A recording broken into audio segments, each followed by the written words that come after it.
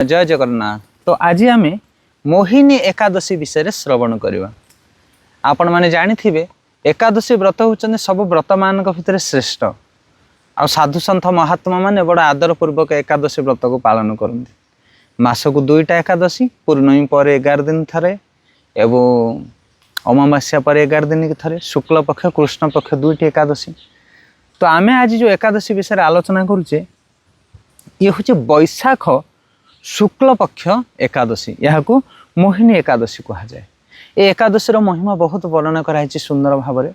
तो राजा युधिष्ठिर जेतेबेले भगवान कृष्ण को पचारुछंती कि हे कृष्ण दयाकरी मते ये मोहिनी एकादशी विषय कहतु, से भगवान कृष्ण कौन कहते देख और युधिष्ठिर कि बहुत दिन पूर्वे यही एकादशी विषय महाप्रभु रामचंद्र पचारि तांकर गुरु वशिष्ठ को।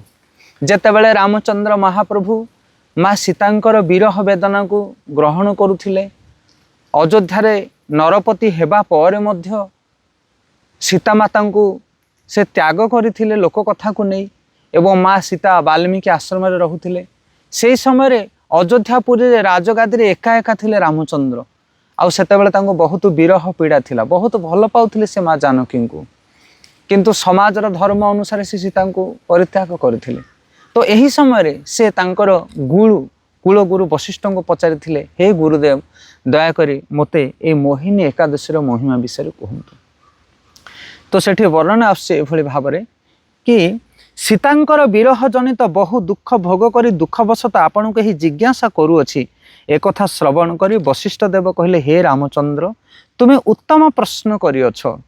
तुमर ही बुद्धि अत्यंत नैष्टिक, तुमर नाम ग्रहण रे ही मानव पवित्र होता है। तथापि लोक हितार्थे तुम निकटरे श्रेष्ठ और पवित्र व्रतर कथा कहूअछि। बैशाख मासर शुक्ल पक्षा सर्वपापहरा और श्रेष्ठ एकादशी मोहिनी नाम प्रसिद्धा। तो ये बैशाख मासर ये जो शुक्ल पक्ष एकादशी आपको मोहिनी बोली कहा जाए। यही व्रत प्रभाव रे पातकी गण मोहजाल मुक्त हुंती, यह मु सत्य करी कहूअछि। एही हेतु तुम परि मानव गणकर पातक क्षयकारिणी सर्वदुख विनाशिनी यही एकादशी पालन करवा कर्तव्य। तुम्हें एकाग्र चित्तरे पापहरा और श्रेष्ठ कथा श्रवण कर, जहाँ श्रवण करवा मात्रे ही समस्त पाप नष्ट हो जाए।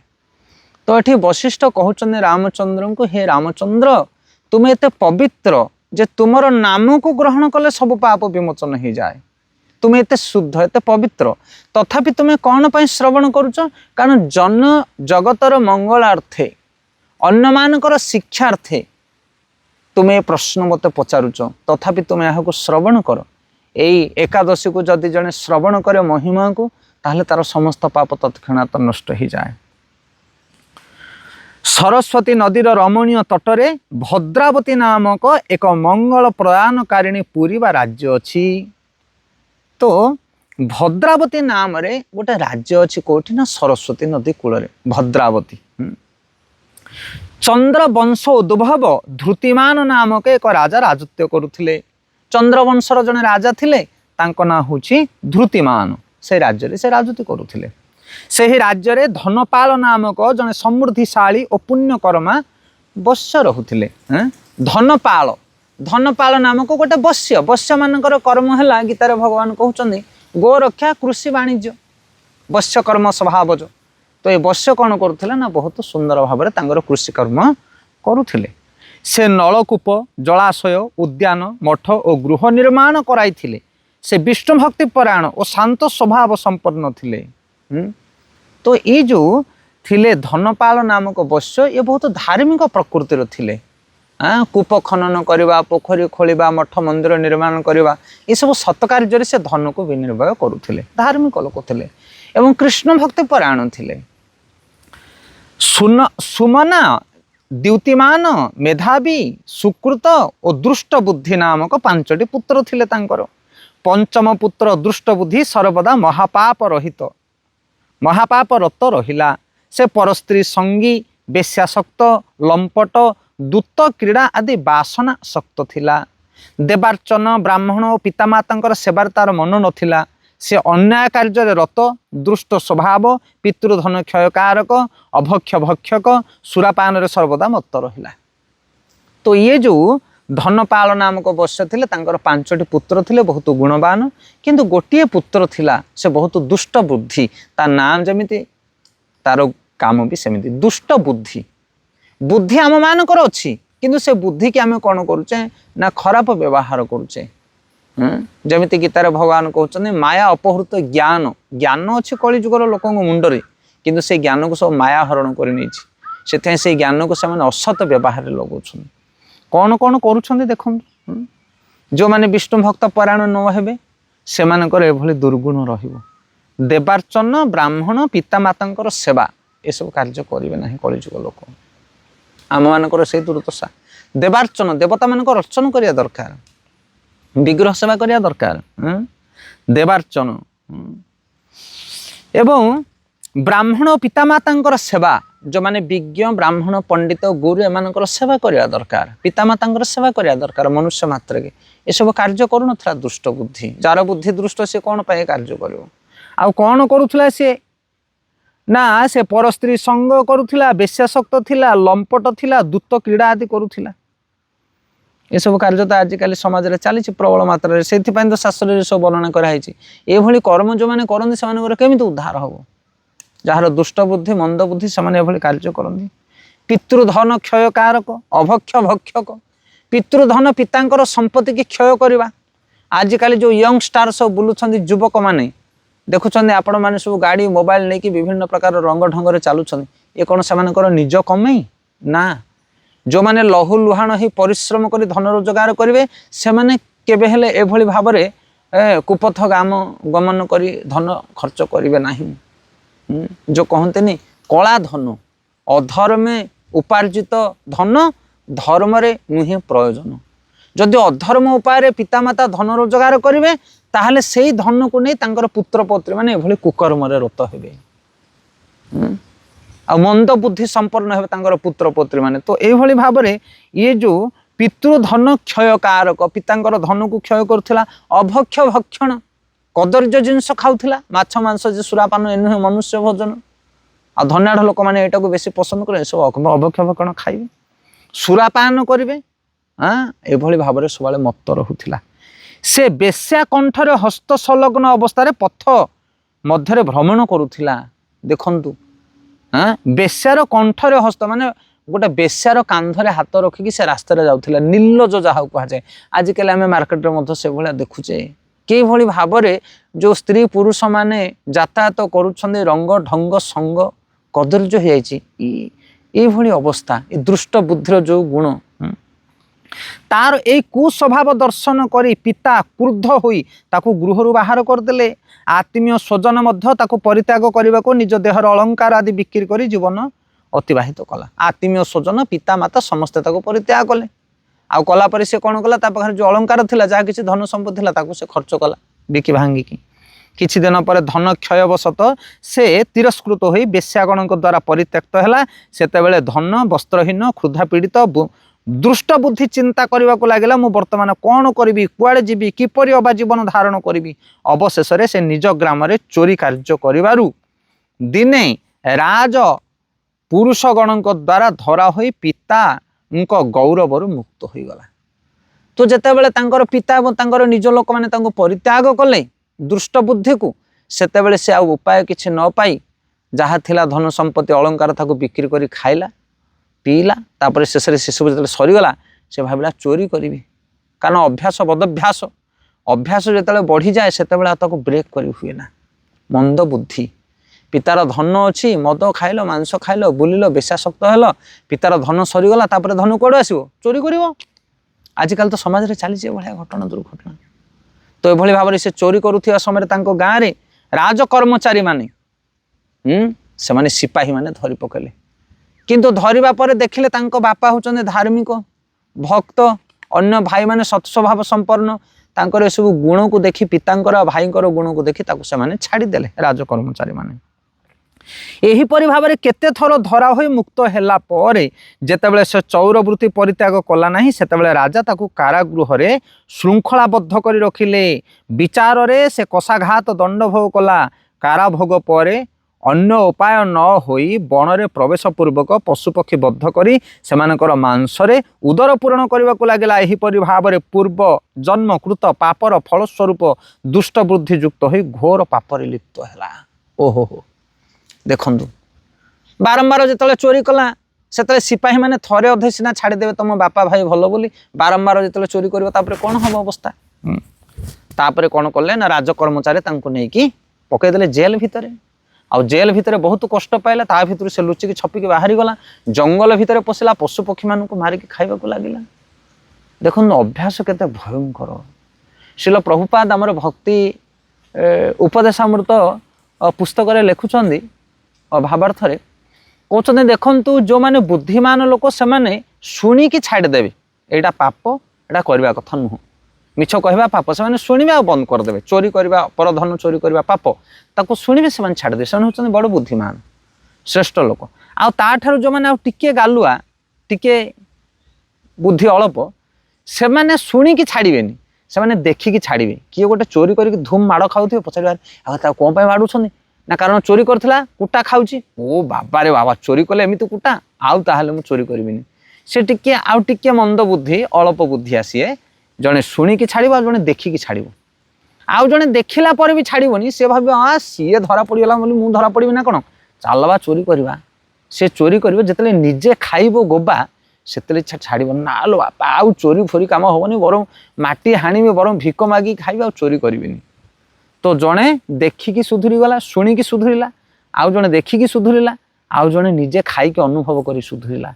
आ प्रभुपाद लिखुचंदी शेष में आउ जड़े बाकी रही जाती जो माने माड खाइला परे मध्य सुधुरंतनी नहीं से माने होचे आमे आम जीवन रे केते कष्ट पाइलेनी एई भौतिक जगत को प्रेम करी भौतिक जगत को भल पाई घर संसार भितर पड़ी किंतु तथापि कौन सुधुरुचे केते थर कहले घर संसार छाड़ी चली जाती कि मरी जाती कि ना ना ना ना मरी पारिबो नाही मरी पारिबो नाही एई दुर्दशा से ये जो थिला दुष्ट बुद्धि एते कष्ट पाइला पर मध्य जंगल को जाइए बर्तमान पशु पक्षी मान को मारिकी खाइबार लागिची हेइकी मध्य सुधुरुनी सी तापर कौन है विषय शुणु दुष्कर्म केते बेले हेले सुखदायक नुहे सुतराम से दिन राति दुख शोकरे जर्जरित होबाकू लागिला। एहीपरि भाव में बहुत दिन गत होला परे कौन सी पुण्य कर्मर फल रे थरे कौंडिन्य ऋषि आश्रम उपस्थित हैला।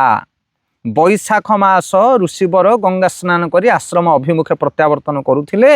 एही समय शोकाकुल दुष्ट बुद्धि तांको सम्मुख रे उपस्थित हेबारु ऋषिंकर वस्त्ररु एक बुंदा जल ताहा शरीर रे पड़िला। सेही जल स्पर्श रे दुष्ट बुद्धिर समस्त पाप और अशुभ दूरीभूत होई हठात शुभ बुद्धिर उदय हैला। सेतेबेले से कौंडिन्य ऋषिंक सम्मुख रे कृतांजलि पुटरे निवेदन कला हे द्विजश्रेष्ठ जे पुण्य प्रभाव रे मुहि भीषण दुख जंत्रणार मुक्त लाभ करि पारिबी ताहा कृपापूर्वक वर्णना करंतु। ऋषिवर कहिले कहिले बैशाख मासर शुक्ल पक्षर मोहिनी नामक जो प्रसिद्ध एकादशी अच्छी मोर आदेश अनुसार तू से व्रत पालन कर।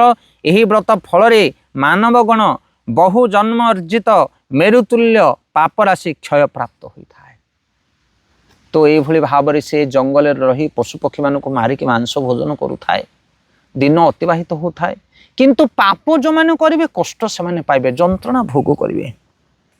आजिकाली आमे भी समाज रे देखुचे आजिकाली आमे भी देखुचे कि अनेक लोक माने पाप कर्म करके बहुत गाड़ी घोड़ा बैंक बैलेंस धरिक बुलुछन सेटा बाहर देखा जाती सेमिति किंतु जो माने पाप कर्म करके धन रोजगार करती से पर्सनल लाइफ जाके देख तांकर निजी जीवन को जाके देख से बहुत दुख अच्छा बहुत जंत्रणा भोग कर ये जंगल में जाके सीना पशुपक्षी मारू थाए किंतु जीवन बहुत जंत्रणामय थाए कष्टमय थाए।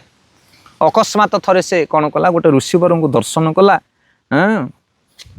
एवं से ऋषिवर दर्शन रे ऋषि स्नान करके आसुछंती गंगार स्नान करी तांको देह रे जो उत्तरी थिला उत्तरी रे पानी थिला से पानी रो छिटका गोटे पड़ीगला ता शरीर उपरे आ से पानी छिटकारे ही तार मंद बुद्धि नष्ट हो गला ता बुद्धि शुद्ध होगा को लगे। देखो साधु संगर प्रभाव कौन साधु को चलती तीर्थ कहुए से जीवन में जिते मंद बुद्धि थाऊ पाप कर्म करुच तमें माछ खाऊच मांस खाऊच असुविधा किसी ना कर आसुच तुम अभ्यास अच्छी कौन कर किंतु यही खराब मंद अभ्यास थिले मध्य तुम मझिरे मझिरे टिके सत्संग कर साधु मान पाखु जाओ इच्छा नथिले मध्य बसी भागवत कथा शुण प्रसाद टिके पाओ विग्रह को दर्शन कर केतेबेले जो तुम भाग्य खोली तार ठिकाना ना किए कहीपे ईश्वर कृपा केतेबेले कहा उपरे पड़ो से छिटाए मात्र गोटाए छिटा मात्र तांकर देहरे पानी पड़ीथिला आ से पानी तांकर देह पवित्र हो गला।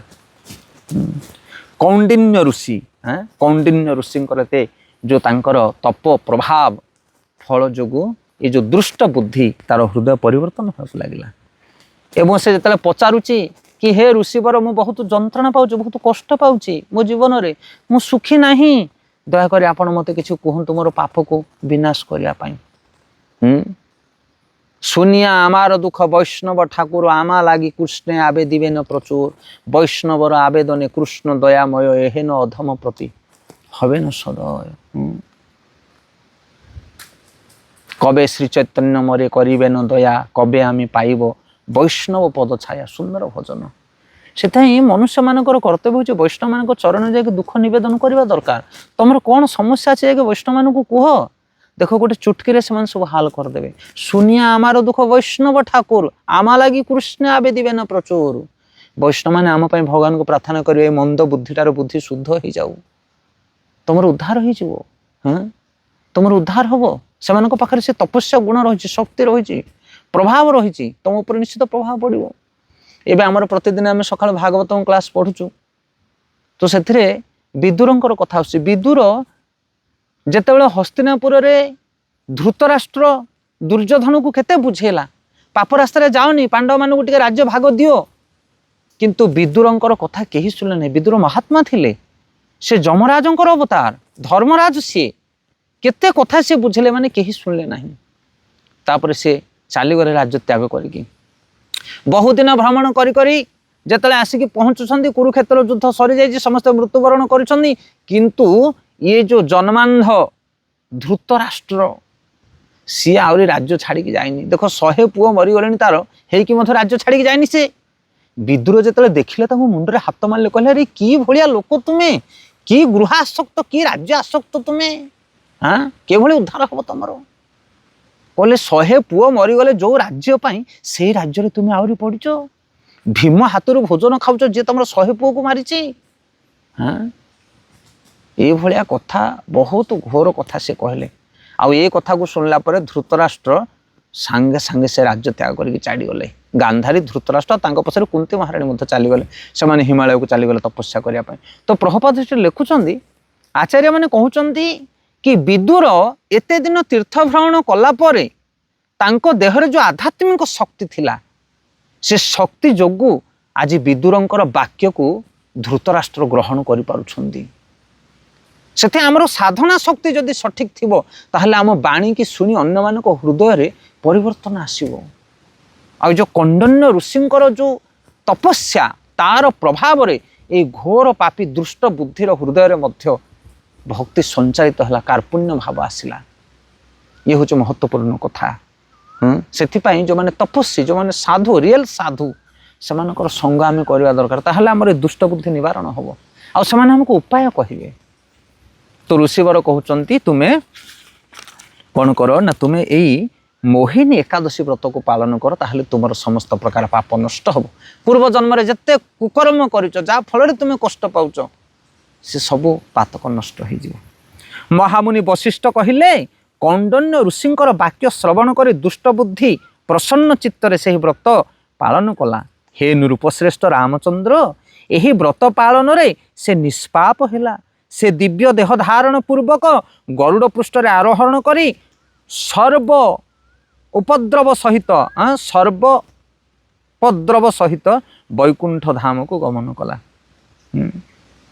त्रिलोकरे मोहिनी व्रत अपेक्षा श्रेष्ठ व्रत नहीं यज्ञ आदि कार्य तीर्थ स्नान दान यही व्रतर 16 अंशर एक अंश सहित तुलनीय नुहे यही व्रत कथा पाठ कले और श्रवण कले गो सहस्र दानर फल लाभ होता है सहस्र गो हजार हजार गो माता को दान कले जी फल मिले ये व्रत को श्रवण करने मात्र से फल मिले।